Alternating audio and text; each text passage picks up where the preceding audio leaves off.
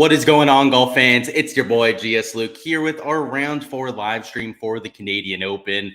Here, as a community, we go through what to expect tomorrow from the weather and conditions perspective and try and use it to go out there and leverage ourselves for Showdown and, of course, on the prop side too. So looking forward to it. Welcome on in. You can see a few people are already down there in chat early to the party. You'll love to see it. You got Jose, Tanner down there, Patrick, Jonathan, and Mark. Welcome to the live stream. Hopefully you're having a great start to your Saturday evening and are ready to get out there and grind out some units here for Sunday. So definitely a lot that we have to get to. The golf course gave us a little bit more data to go out there and act on for Sunday. And now that we have 3 full rounds to work with, we probably have the best situation yet. So stoked for it. Let's go ahead and hop on in. So first off, got ourselves a little Crown and Coke. Probably couldn't have guessed that. And this one has a bunch of different pictures. I'd say this cup of my cat on it. So it has a bunch of them just like laser etched onto it or whatnot. So it's super cute and works really well as a mug. We're going out there and having these Crown and Cokes. You hit on Theegala and Lowry. Absolutely. Yeah, the stream picks yesterday were fire. In terms of the DP World Tour stuff, we did well on prize picks. We're like break even on Underdog. And then I cashed out the slip there too. So yeah, cheers to that. Hopefully everyone had a solid day there.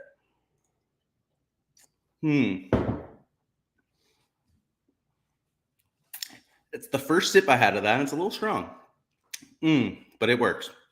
So we'll go through this. So the golf course today played a lot easier in the afternoon than the morning. So conditions got easier. The winds died down, which was not what they were calling for. If anything, it looked like the PM wave was going to get the short end of the stick, and it turned out to be the opposite. So from the Showdown perspective, it could have gone a lot worse. Right? We still played guys in the PM wave. Right? We talked about that yesterday, but I wish I would have had more of them. Right? I wish I knew there was going to be over a stroke difference between the 2 waves. So that was slightly unfortunate. It was also very hard to predict. And for Sunday, I think the reason for that was probably twofold, right? Partially because the winds did kick down. That was something that they talked about on the broadcast, but also just the strength of player, right, at the top of the board. After the first 2 rounds, you had quite a few studs in the top 10 to top 20. And when we look at the board now, right, McIlroy, Fleetwood had good rounds. Nick Taylor, Connors, Rye, Wu, like, there's not really any like super unknown people, right? Like CT Pan's pretty surprising there at -14. Harry Higgs maybe at -12, but it's a lot of your top end players that were already towards the top of the board towards the start of today. So whether it was conditions based, whether it was because it was the best players in the world, the afternoon guys certainly got after this course. Which is something to note for tomorrow, right? Perhaps that's something that's going to continue there on Sunday, maybe because the course is warmer in the afternoon, the ball's traveling a little bit further, the greens are still receptive in the afternoon, those players are at a better position to take it low. It's kind of hard to say, right? We've only had 3 rounds of data at this point. Round 2 kind of skewed that way as well, right? You can see in the afternoon, it played about 0.6 shots easier in the afternoon. And then the first day, right, it played 0.4 shots easier. So this isn't even just like a 1 round thing, right? Round 1, it was ever so minute, but it was easier in the afternoon. Round 2, slightly easier in the afternoon. And then today, maybe because of the way that players were teeing off, right? Because you had so many of the good players in those last 20 tee times. That's why it was this drastic, right? Maybe it was that half a stroke advantage, that 0.6 stroke advantage that we had in round 2. But because the tee times were structured in a certain way, it was even more so noticeable here on Saturday. So that's my explanation for it, for this like 0.4 shot difference. 1.4 shot difference between the 2 waves. That would be my best guess for it, right? It was a combination of the weather and then probably a lot to do with the tee times as well. So when we're looking at the weather for Sunday, it's worth noting that they're also calling for slightly higher winds in the afternoon than the morning, but I don't know if you really want to buy that, right? It's going to be warmer in the afternoon. You can see it's not starting particularly cold tomorrow. So as opposed to like 52 degrees, it's starting at like 61 degrees there at 6 a.m. We look at this NAM model, right? Try and take a look at a few models here. They're also calling for slightly higher winds in the afternoon than what you see in the morning. And it also just starts at 63 degrees Fahrenheit. So it doesn't look like it's going to be all that cool in the morning. So I don't know if there's going to be as big an effect here on Sunday. It's really hard to say, right? Again, we only have those 3 rounds to go off of.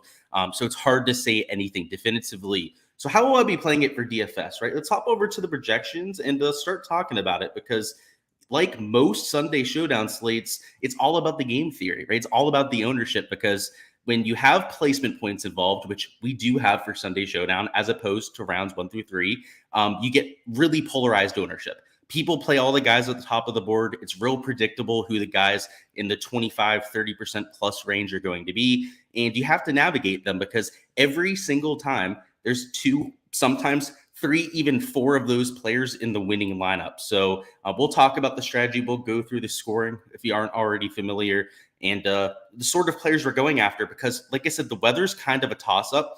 I don't think it's going to be a huge advantage to be taking the guys early, but you do have a game theory advantage to taking the guys early, right? So that's why I want to bring up the projections here, because the guys that are teeing off early are coincidentally also the players that aren't playing all that well, right? The guys that are, maybe not hitting the ball as well on approach, right? The stats aren't going to point them out to you for a Sunday Showdown play. And Matt Fitzpatrick fits that bill, right? But he's still -6. Right? Shane Lowry fits that bill there at just 9.7% at $9,300. Sahith Theegala, only 6.1% owned. Can I say even Cam Young, right? If you have the stomach to play him tomorrow, right, is only 5.4% owned. And then we know who the obvious chalk is, right? The obvious chalk, Rory McIlroy, right? Justin Rose. I'd even throw Corey Connors into that, right? He's -10. He's going to get some ownership. But Tommy Fleetwood, right? 31% owned. Aaron Rai chalk. You've got Mark Hubbard, right? 26.2% owned. The chalk is real easy to point out, right? Just sort it by score, look at the top of the board. And those are going to be your highly owned players. The issue, or actually maybe the differentiation, right? I guess it's not an issue depending on how you look at it.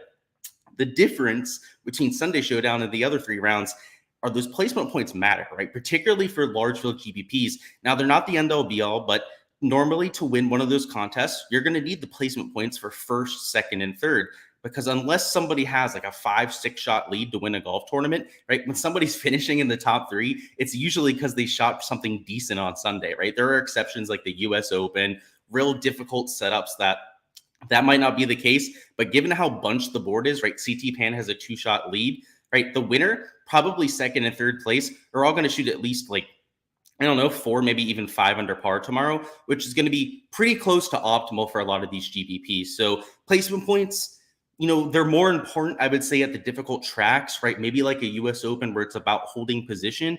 But at this type of track, right, that played slightly under par today, that's not really what we're looking for. We're looking for people that can score, and, based on their position before the round, maybe that gets them a top 5 or even a win out there tomorrow. So there'll be guys towards the top of the board I'm taking, right? Chalk like a Rory. Hell, I'm even playing a chalky Mark Hubbard.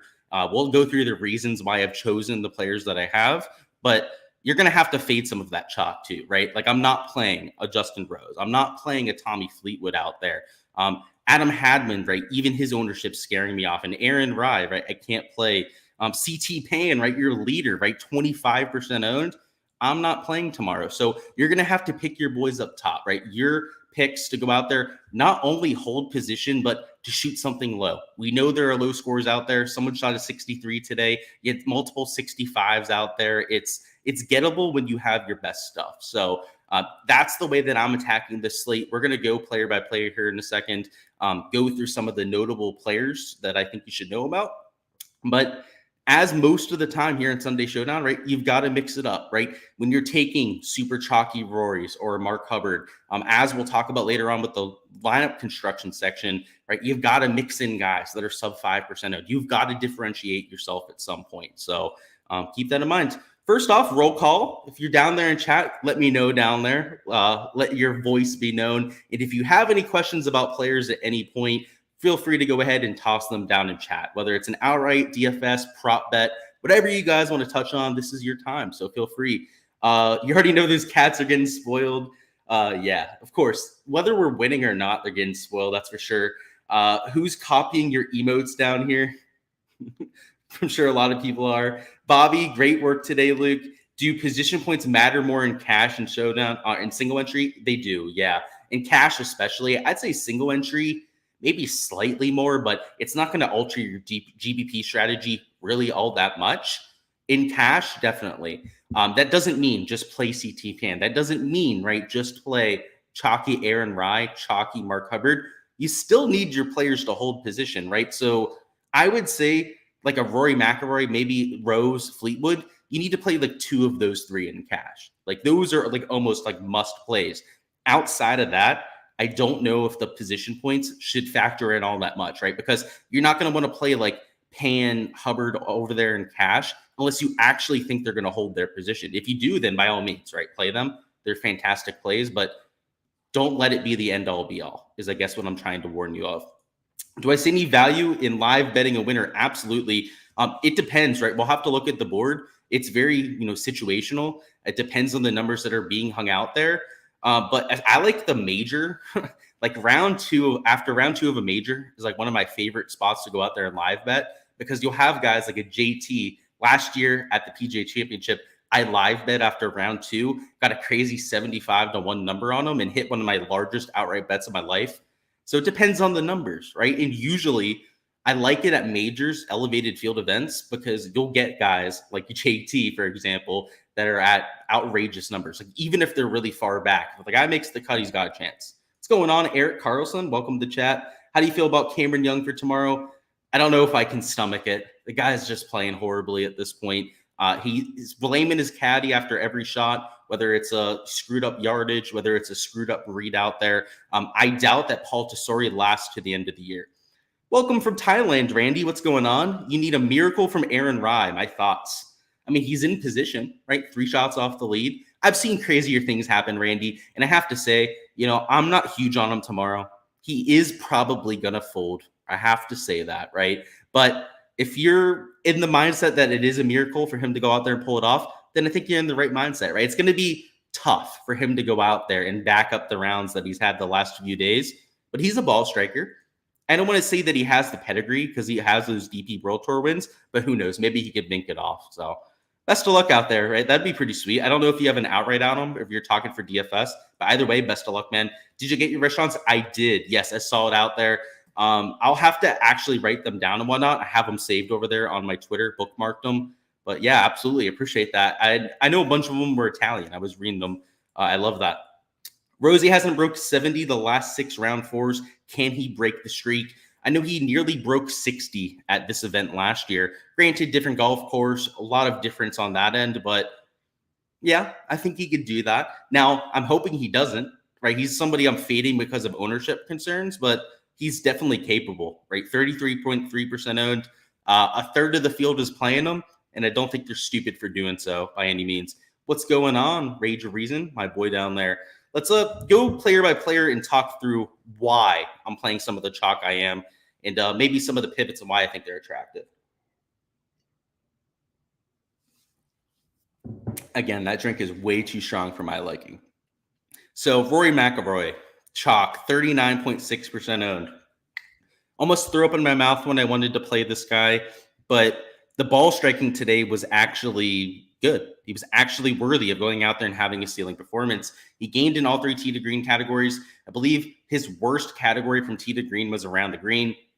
Gained nearly 2 strokes off the tee. I believe gained nearly 2 strokes on approach 2. It was at least over a stroke in that category, I know for a fact. And looked like the Rory McIlroy that we need, right? The putter was a slight positive today, but it wasn't nearly the 2-3 strokes gained that we saw in rounds 1 and round 2. That's what worried me there. I was worried that he's being carried by the putter, and that was true for the first 2 days, but not true today, right? He's still towards the top of the rankings when it comes to the putting stats, but the ball striking for Rory McIlroy was what we saw today. And when you compare that to a Rose, a Fleetwood especially, a Fleetwood who gained, I believe was number 1 in the field when it came to shots gained putting, I just can't play that, right? I can't rely on somebody to go out there and just luck sack it with the putter. Just a few other examples. I believe Nick Taylor went out there and just gained a shit ton of strokes with the putter today. CT Pan, another player that gained a bunch with the putter the first 3 days. That's harder for me to back. If Rory would have gone out there and luck sacked it again, just making every 15 to 20 footer, I'd probably be adding him to the fade list too. But that was not what we saw today. So if he can carry that momentum, which Rory is very much so a momentum-based player, I think he'd go out there and win this by 3-4 strokes, right? If he goes out there, he shoots 5-6 under. I mean, he's at least probably getting in a playoff. That's what I'm seeing for tomorrow. That's what I'm expecting from Rory McIlroy. Maybe we're reverse jinxing him. I don't have him for my main slate stuff, so it would be kind of nice for him to go out there and flop. But based on how he was striping it today, I think that it's his tournament to lose. That would be my take on it, right? So that's why for any live bets, I think you got to be taking numbers that are way up there, right? You got to be taking shots on guys up top. I think like the sweet range would probably be like 6, 7, maybe even 8 under par. Taking somebody that's got a lot of upside. So like Brandon Wu, if he has a nuclear round, I mean, shoots 7, 8 under par, who the hell knows, right? And Nate Lashley can go nuclear hot. I guess towards the top of the board, right? Like Hadwin, like he's -7's like kind of pushing it. Corey Connors, like from a live bet perspective, if you can shop a number on him and you like what you're seeing, like I wouldn't hate that sort of play, right? I wouldn't bet a Rory. I wouldn't bet a Rose, a Hubbard that's up there, a CT Pan, that kind of thing.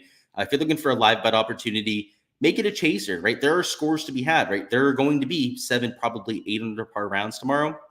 And if that's somebody that's within range of the top of the board, they could be winning this golf tournament or at least being a playoff to go out there and win this golf tournament. So I know we had a question about that before. I'd say Corey Connors would probably be my favorite live bet opportunity.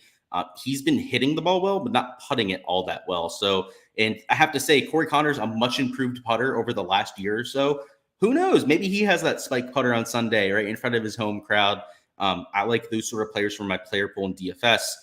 Matt Fitzpatrick, Shane Lowry at super low ownership are guys that I'm mixing in to differentiate, right? So let's say I'm starting with a Rory McIlroy. If I take Matty Fitz or Shane Lowry as a second man in, that's a clear way to just try and differentiate myself from a lot of the field, right? There's going to be a ton of people that start with Rory and then go with Tommy Fleetwood as their second man in. Don't be that fish, right? Don't lock yourself into those two guys up top. I guess if you just love the two, you really cannot separate yourself. You're just married to playing Rory and Fleetwood tomorrow. I guess you could, but like you're sharing him with like a third of the, not a third of the field, probably less than that, but like a fifth of the field that's going to be starting with those exact two players. Like have fun with that.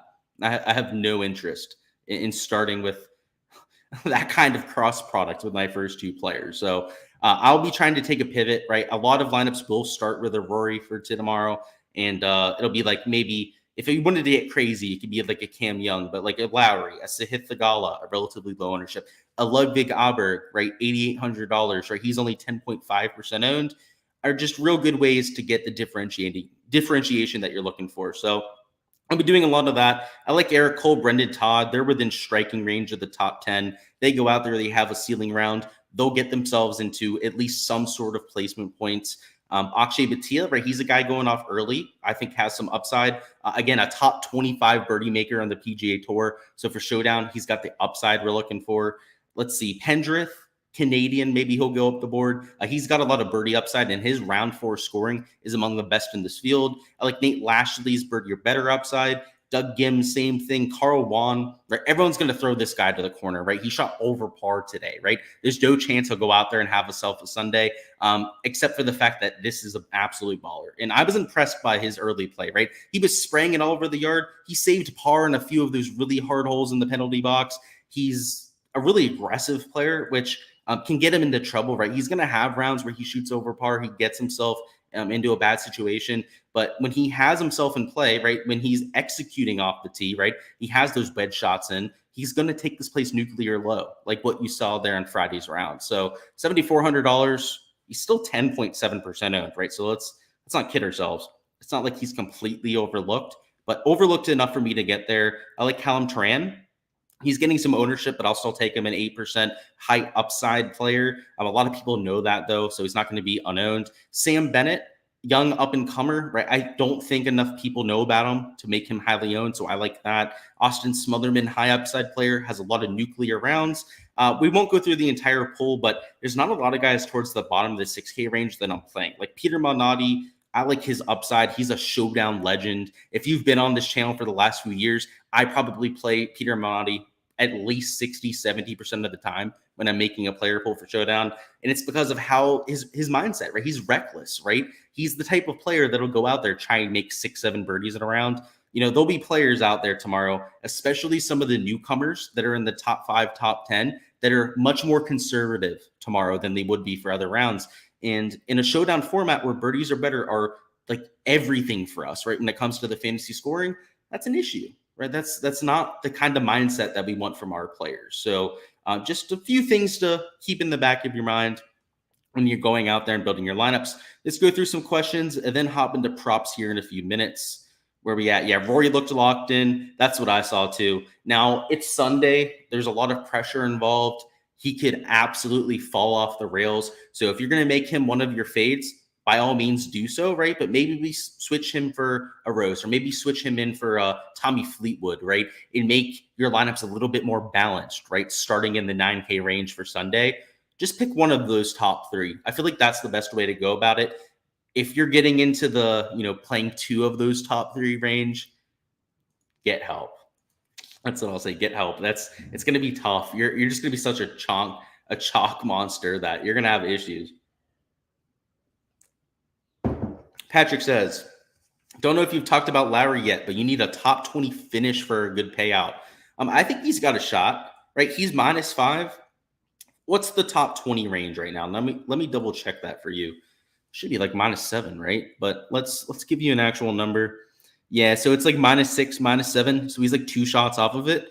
I wouldn't count on it, but he's got a shot for it, right? He's got to go out there. He's got to play well. He's got to have a better than average round to accomplish that, but definitely possible. So I don't know. It's a sweat for you. It'll be fun out there Sunday if you got a lot of money riding on that. But yeah, I think you've got a shot for sure. You're in the $5. You've got Pan, Hubbard, Rose with a 6 of 6. Basically need Fitz to outscore Rory to ship. Well, best of luck, man. That's sweet. Anytime you've got some sort of a sweat going into Sunday, it's a lot of fun. You're probably going to have a little bit of trouble sleeping tonight. Best of luck, Phil. I was in your shoes a few weeks ago, came in second place. Hopefully you can better my performance. That'd be awesome. Phil, stop by the week in review stream on Monday, especially if you're a winner. I want to hear about it. Matt said, hate the guy, but take the layup and outright Rory. Feels like it, huh? Why do I hate Rory? Class act, bro. I don't hate the guy as much as I hate his guts, right? He's a shill for the PGA Tour. A lot of players like John Rahm, Billy Horschel, a lot of players have come around to the fact that LIV had positives for the game of golf, right? Particularly for top-end players, right? That were making more money and so on and so forth. I just don't like how fakey he is, right? He's a very fake guy. He puts on an act out there. Class act for sure. But there's a difference between a class act that is fake, right, and a class act that's real, right? Class act that's real is Justin Thomas, Jordan Spieth, right? Class act that's fake is Rory McIlroy. Canadians will sink or swim tomorrow. Absolutely. So much pressure on their shoulders. That's what I like about Corey. Like if Corey wasn't -12, right, just 2 shots off the lead, book it. He would have a horrible round. Luckily, a little bit further back. So I agree with you. It'll be very much so hit or miss for those guys. If you take 3 chalky guys, you can just leave 400 to 700 at the table. You can. It's not about duplication, though, Jeff. Like these showdown contests usually have less than 15,000 entries. So it's not like a super large field NFL or NBA contest where you're worried about duplicating. It's more about getting leverage, right? So the leaving salary on the table thing, I'm not as worried about. Those last 3 spots, you're just going to have to take low-owned players. You're going to have to leverage yourself, right? You're going to have to find 3 maybe backdoor top 10s. That's fine, but I'm just not a huge fan of it. Like, are all 3 of those chalky guys going to hit all that often? No, they're not. That's the issue, right? Is counting on 3 pieces of chalk that you're pretty much taking in every lineup. Hey, Luke, love from Minnesota. Well, love here from Florida, Jacob. Welcome to the chat. Round 4 tee times are out. Poor Landry has to play by himself. Hey, sometimes that goes positively, though, right? They go real fast, Jeff. They try and get it over with quickly, but sometimes they take the place low. I know a few suckers for guys that'll play guys playing by themselves, and it works out every once in a while, let me tell you. Any thoughts on Endicott? I don't really have an opinion, but I'll take a look at his shots gained, and I'll give you something. So he gained on off the tee and on approach today, and gained putter, gained with the flat stick. Let's see. Let's look at round 2. Lost on approach. Okay. Very lukewarm on him, we'll say. Very average. He's just meh. No real opinion on him. Don't know what to say. He's a very average play. If you want to use him as a flyer, by all means. Could I please share your best 4 of 6? Yeah, here in a little bit. Yeah, let's look at pins. Speaking of, that's a good idea. That's always a huge X factor when it comes to how this course is going to play. So let's bring up Tourcast. We're going to do what we did the other day and go through these pins.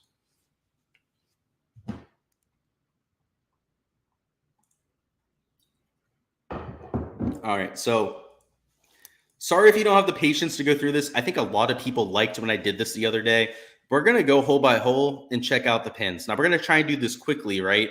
What we're looking for here are holes in a bowl versus holes on top of a bowl, right? Holes on top of a bowl, a lot more difficult than the holes that are in a bowl. So if anyone wants to keep a running tally down in chat, that would be super clutch. But I'll try and make it as clear as possible what we're dealing with. So let's go to hole number 1. Let's see what we're dealing with in terms of a pin. So 1 is in the back left center. Back left center is what we're going to go with. And the back left center is pretty flat on hole number 1. There's not really a backstop to work with. In fact, there's a little bit of slope that goes off the green. I would say it's an easy pin because it's a flat area here, right? There's not going to be a ton of undulation. Your putts are going to be relatively flat. It's also just a 358-yard hole. So we'll say neutral, but maybe easy, right? It might end up easier than what I think here, but it's not a bowl by any means. So let's not kid ourselves there. Hole number 2, it's like center mid left.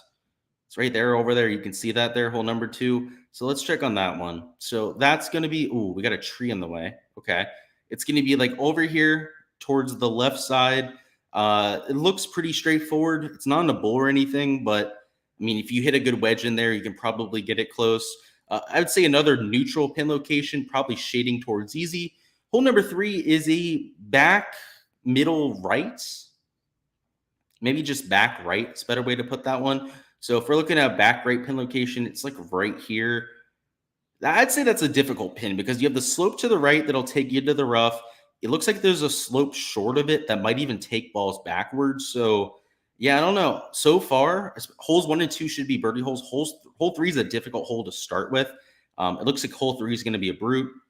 Let's see. Hole number 4, back left pin location. That one looks like you've got a little bit of a backstop to work with. This one's probably an easier pin. So that's a difficult hole, though. So you're not going to see a bunch of birdies there. But it does look like they're getting a little bit of help with the backstop. Hole 7 is a back right, but it is well off the back of the green. So it's not tucked to the backside. You see this shot too is right here. It's pretty much where the pin's going to be. And there is a little bit of a false front that these players are going to have to worry about. But if they can get it on top of that, it's not the hardest hole, right? It's a long hole, 466, but I don't think it's impossible. Let's see. Hole number 6 is a back middle right, pretty much the same pin location as what we had in hole number 5. So like right here where I'm circling my cursor right here, I don't know, another neutral pin. We're seeing a lot of like not easy, not hard pins. I kind of think what the theme looks like so far. Next up, we've got like a middle front pin with hole number 7. Oh, this will be super easy. Okay, so this pin is right below this false front in this middle, which means not only if you lay up, you can use this little backstop and get it close. But if you miss to the left or right in 2, you have a ton of room to work with to try and get down in 2. So I think that's going to be a super easy pin location and way easier than today. So hole number 7 today played to only like a 20, maybe 30% birdie rate. Round 2, it played to like a 40%. Round 1, it played to like a 45, even 50% birdie rate. It's probably going to return to that. You're going to see a lot more birdies at hole number 7. Let's see. Hole number 8 is at the same spot that it's been the first 3 rounds, actually. They have no real diversity with hole number 8 because of how severe the slope is on the right side. You can see the slope over here. You literally can't put a pin there. So they're stuck with putting pins up here. It'll probably play the same way.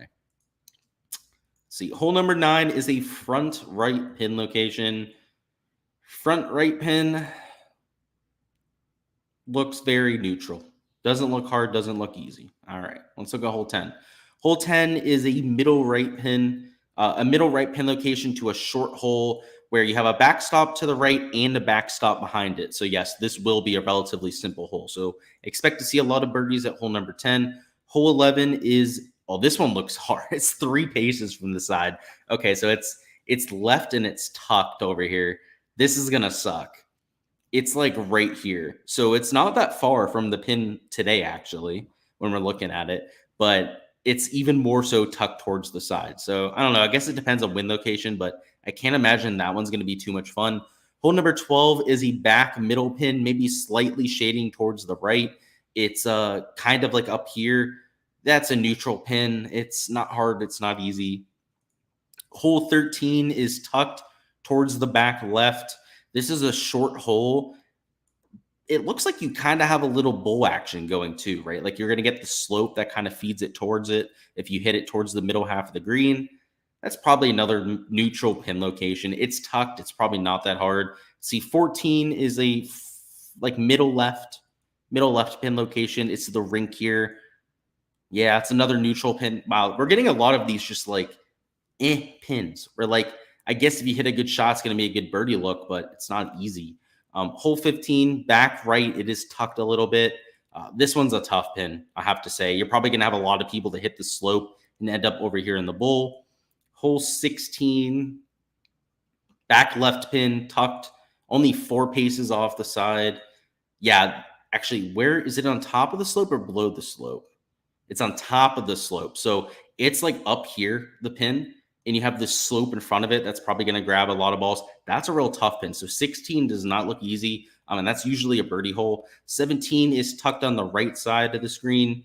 So over this way, it's a real flat. That's a real easy pin. So 16's tough. 17's real easy. And then 18 is back right, which is up on the shelf of this par 5. You can use the slope to get it closer, but if you miss up here, right, could be a little bit tricky. That's probably a pretty easy pin. I'd much rather have it over here on the right than up here on the ledge, up here on the left side. So in terms of pins, there were a lot of them that were neutral. There were like 1 or 2 that were easy, probably only like 1 or 2 that were difficult. So I'd have to say it's a wash, right? I don't think we're looking at easy pins. I don't think we're looking at hard pins tomorrow. It's going to play very similar to the first 3 days, right? It'll be receptive because we had all that rain on Friday. I don't think these greens are going to be super dried up at that point, but the pins aren't going to be a huge factor either. So if you have your best stuff tomorrow, I could see players shooting 7, 8 under par, right? 5, 6 under par for sure out there tomorrow. And if you don't have your stuff, right, you get out of position, right, you're in the rough all day, you're probably going to make a bunch of bogeys. So I don't think we're going to see a much different course than what we saw the first few times there. Let's see. Over on Cam Young at 71 strokes feels like a trap. Yeah, I don't know if I'd take that. He's such a good player. I probably wouldn't take the under, though, either. Probably a classic Sunday Rory, considering his position. Hate the guy also. Yeah, so you share the same sentiment. We'll have to see. He's going for a three-peat, too. There's got to be some pressure there. I'm playing him, but I am fully expecting the blow-up. Rooting for Novak win on several levels. The time is now. Yeah, he's a stud. He's got the Novak nomads out there. He's got a whole community behind him. Love to see that. Mana had admitted today that he surrendered to the unlimited funds of the Saudi. He's a shill himself, right? He was blaming people for being a shill. He was like, would you ever have to apologize for being a member of the PGA Tour? Well, I guess you have to now, right?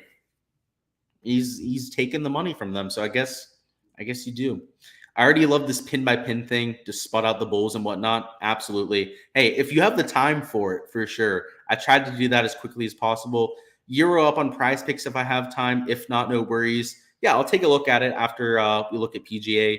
And then Underdog is being disrespectful to Pan. Interesting. Let's go into props, okay? We'll do this lineup construction thing real quickly, and then we're going to go full on the props. So if you're looking at cash plays, I don't know. You need guys towards the top of the board, right? But make them like maybe a Rory and starting with a Fleetwood, or maybe it's a Rose and a Fleetwood, right? Or maybe it's, I mean, this would be a little bit aggressive, but I don't know, like Rory and Rose, if you wanted to go with that. Take 2 of those top 3 players. You can mix in another piece of chalk in the 7K range if you want to. Let's say you really like Novak tomorrow. I think he's a pretty good cash play. Outside of that, it's much more open, right? Probably take birdie makers. I don't hate taking guys towards the top of the board. Sunday Showdown cash, just like it's not my thing. So I'm not going to do so. I'm probably going to stay away from that. In terms of GPP lineups, right, that's pretty much what we talked about the whole time, right? I don't think we have to go through, give you players here, right? I mean, obviously the guys that were in my player pool are going to be up there. But if I'm starting with a Rory, let's say I'm being a little bit more chalky about it. I take like a Shane Lowry, but my third man in is another piece of chalk and like a Mark Hubbard. Well, the rest of my lineup, I've got to be real cognizant about ownership, right? I can't take an Andrew Novak, for example, right? I've got to take some sort of pivot. So just in, the name of ownership here, maybe I try and make that like Callum Turan, right? He's only like 8% owned. Maybe down here in like the 7K range, I try and fit in a low-owned Sam Bennett, for example, rather than trying to take one more piece of chalk, right? Maybe that, I don't know, a good example would be like a Novak, right? You have to try and take pivots if you're starting with like two pieces of chalk up top. So, and a lot of people think that like, oh, you could probably play three pieces of chalk and get away with it. I know we had that comment before. You kind of can, but you got to take like three real pivots towards the end. My usual limit is like two mega chunky players. If you're going to add a third, that third needs to be in the 7K range, right? I don't think it can be three, super chalky players in the 8K plus range. You're just getting to so many chalky 3-on-3s that it gets uncomfortable for me, right? Maybe it doesn't for you, right? Maybe you're okay with playing 3-on-3s versus a couple thousand people, but that's just not my kind of style. So I try and be a little bit more contrarian about it, right? I do that for main slate, for Showdown as well. And taking the game theory approach is the plus EV way to play it. So that's why I do so. But you don't have to do so yourself, right? You can take whatever strategy you would like. In single entries, if you wanted to start with like a Rory and Fleetwood, I'm much more like okay with that. I'm much more prone to doing something like that. But once again, you got to start to fit in some sort of pivots. Like I would not start with a Rory, Fleetwood, and then Mark Hubbard there. Right? I think that would be overdoing it a little bit. But if you want to start with these two up top and, a single entry kind of build, I'm not against that whatsoever, right? You can take those two chalky guys up top. That's probably the format to go out there and do so with it. What we're going to do now is go through some prop stuff. And let's see, does Prize Picks have anything up? Doesn't look so. But I know that Underdog does because they've been on the ball of late, which is lovely. So let's take a look at those and, of course, go over any questions. I am going back to Kang because I'm crazy. I also just like the course fit with Kang. The main thing about his course fit, right, is the wedges. Actually, no, I don't have him in lineups right now, but I am open to playing him. So I just wanted to double check on that. He's not in my setup 150 right now, but I'm not against it. He's -4. Right? He's teeing off at a decent time of the day. Real high upside player. I like the play. I'm not there myself, but I like it for sure. Carl Douglas, thoughts on Higgs? I think he's too highly owned for me, right?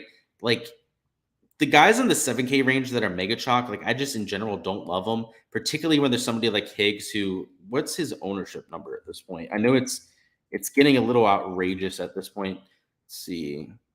He's $7,300 and I've got him at 19.3%.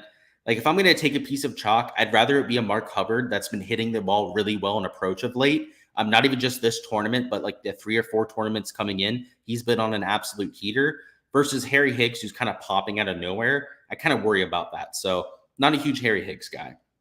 All right, let's talk about these props. So there's going to be overs and unders. I think the course is going to play pretty easy. The issue with overs is pressure, right? It's Sunday pressure. I know somebody was saying that they're disrespecting CT Pan. I'm not so sure about that. Honestly, I think under birdies would probably be the better market for it. I'm probably going to wait for Prize Picks to see what they post them at, but I'm probably looking to fade CT Pan. So I think that if you can get them at like 4.5 birdies on Prize Picks, that might be the nut situation there. But yeah, guys like him, especially guys that haven't won for a while, they usually play much more conservatively than they should on Sunday. So whether that's an under on birdies or that's an over on strokes, that's usually the move. So we'll have to see, but we have very similar strokes lines today. So Mark Hubbard's at 71 strokes. I'd actually be much more willing to take his under than a CT Pan up there. But 69.5 for a lot of these guys, 70.5 for a Hadwin. Okay. Yeah, it's very similar today, except that we got Cam Young at 4 birdies. Oh boy. Yeah, I'm 100% betting that. I don't care if he's looked horrible to this point. This is a top 10 birdie maker on the PGA Tour, let alone this dog shit ass field. So yeah, this is like a just straight up disrespectful line for Cam. I know he's not playing well. I know he looks like he's like out of it. That's ridiculous. That, like I said, that's like a Patreon going crazy. Yeah, Patreon's gonna be going crazy over this line if you can find something to mix it in with, because I absolutely love that. I know like an under on strokes probably feels right, but I want to find somebody that is at least playing well to this point. Like Rory at 69, I could see Prize Picks posting him at like 68.5. So I'm not against that, but he's still got to shoot 4 under par to hit. Like that's kind of a tough scene. Tommy Fleetwood's hitting the ball on approach. Let's see, what did he look like today? I know it was mostly the putter, but he still gained on approach today. Let's confirm. So yeah, he gained half a stroke on approach today, but he gained 4.5 strokes with the putter. So that's probably not going to happen today, but we don't need him to shoot 8 under par to hit, right? It's 3 under par to hit at 69.5. So I'm kind of leaning towards that. Let's throw it in our shopping cart right now. I know Terrell Hatton's going to be aggressive. Maybe his birdie mark makes a little bit more sense than the strokes. Obviously went out there and made like 9 birdies the other day, so that kind of sticks out.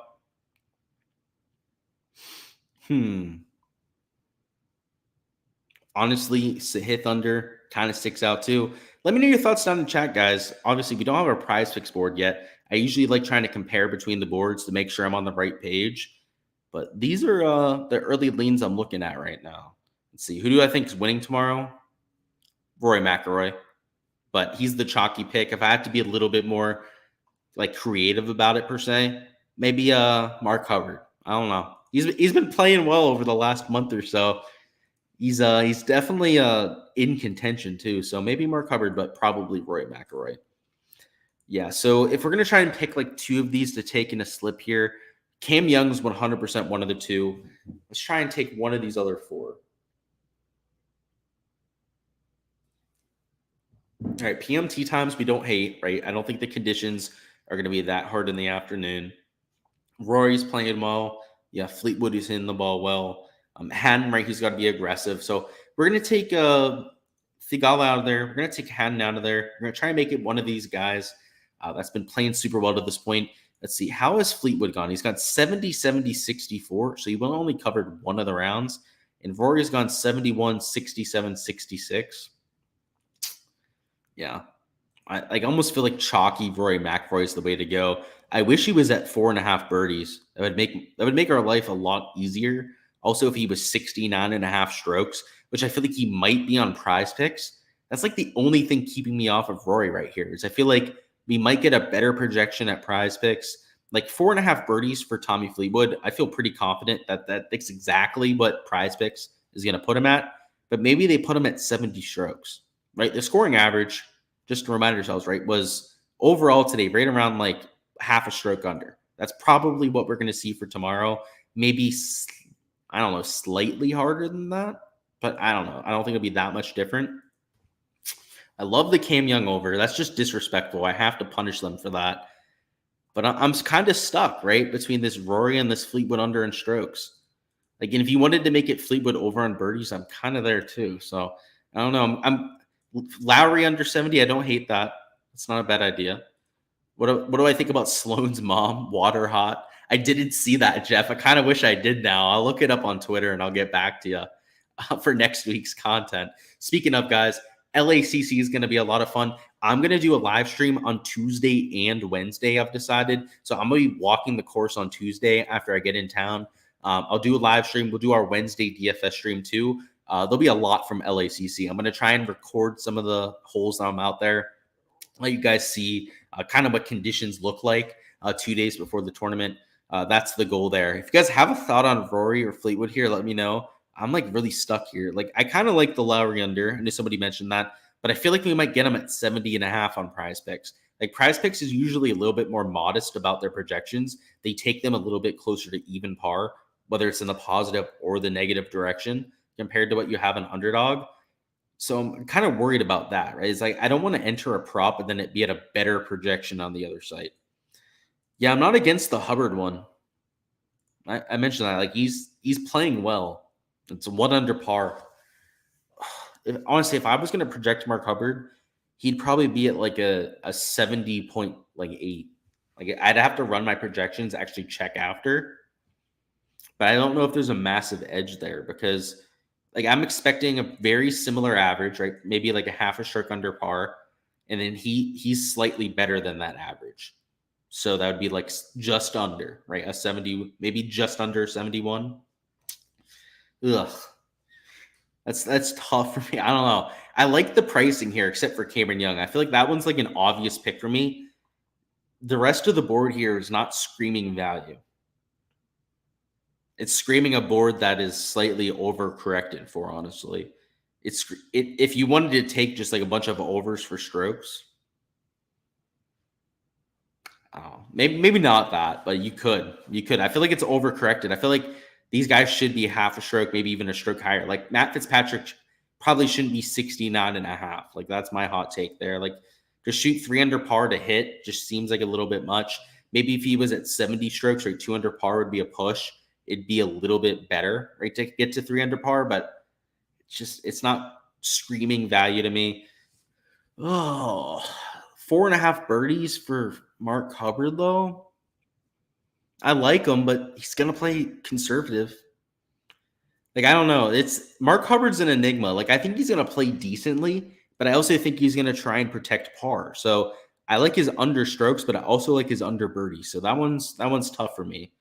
Let's see. Is Shaq going to bail me out on this one? Rory's pissed off. He's going to win it. That's what I think. You guarantee Prize Picks will have him 0.5 higher. That's what I was thinking.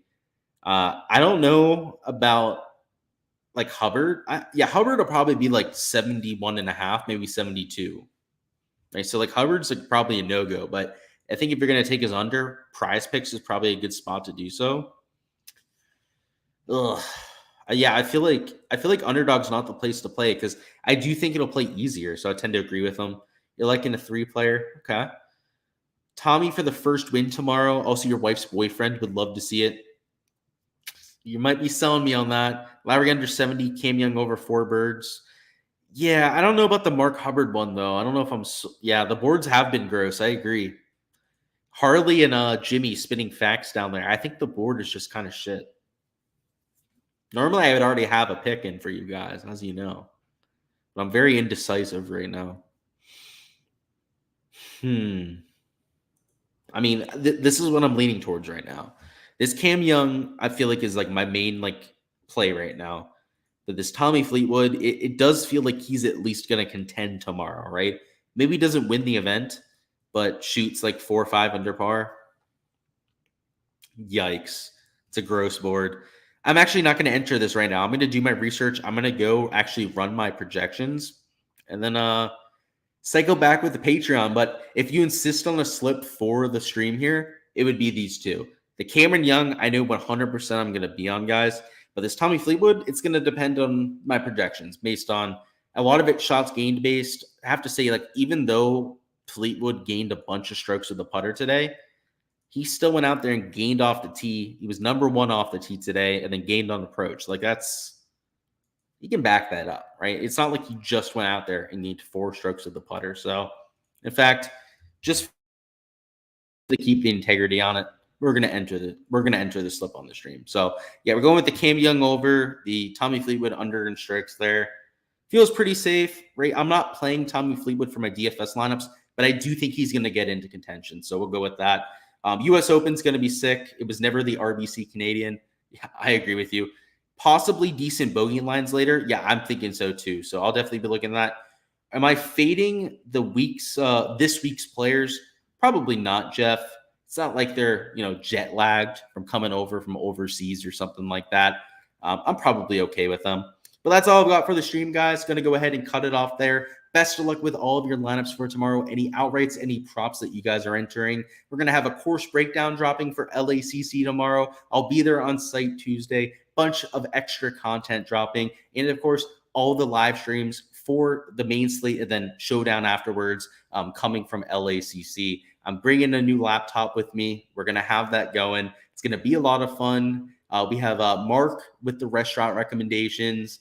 We'll be meeting a few of the community members out there at LACC. I know we've got Martin that might be going there Thursday. A few other members that I know will be there Friday. And I'm assuming that because so many are in the LA area, we'll probably get a few more there on Saturday and Sunday. So if you're going to be there, stop by. I'll buy you a beer. We'll have some fun out there in the golf course, right? I'm just out there vibing, having a good time. So if you're out there, let's share a few beers. I know a few guys have stopped by already, are huge, members of the channel already down there in chat.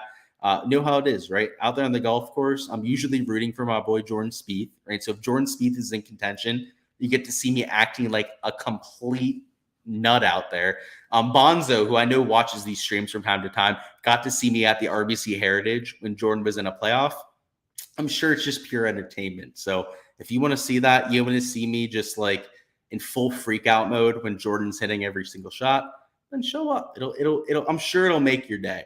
So best of luck, guys. I'll see you guys for next week at LACC. Should be a lot of fun. They've got appreciate you guys. Thank you, Carl. Thank you, Mark, Bobby, all of you guys. Prize Picks is only greens and fairways. Really?